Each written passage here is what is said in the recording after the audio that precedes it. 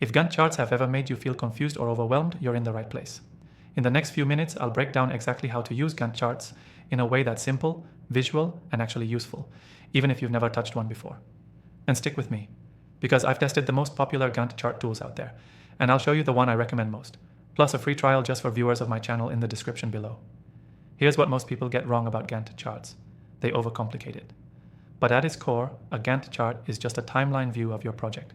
You're plotting tasks, when they start, when they end, and how they depend on each other. That's it. Let's jump in. First, open the software we'll be using. Again, the free trial link is in the description if you want to follow along. Start a new project. You'll usually see a list of tasks on the left and a horizontal timeline on the right. This is where the magic happens. Click Add Task or New Task. Give it a name, keep it short and clear. Think of each task as a step toward your project goal. Then set a start date and an end date.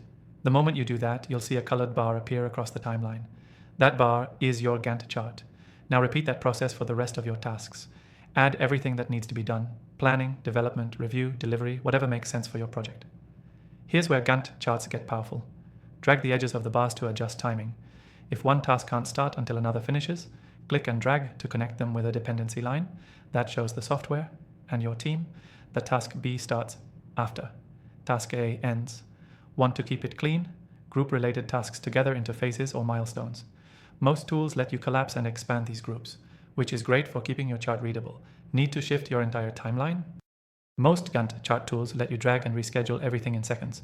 Just make sure your dependencies are set so nothing breaks in the process. If you're working with a team, you can assign tasks to people directly in the chart. They'll get notified and see exactly what's expected and when. That makes Gantt charts not just visual, but actionable. Now, if you're thinking, okay, but how do I track progress? Good question. Most Gantt tools let you update the progress on each task by percentage.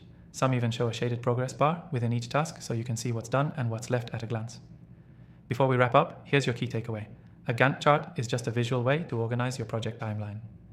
Tasks, dates, dependencies, and progress. That's it.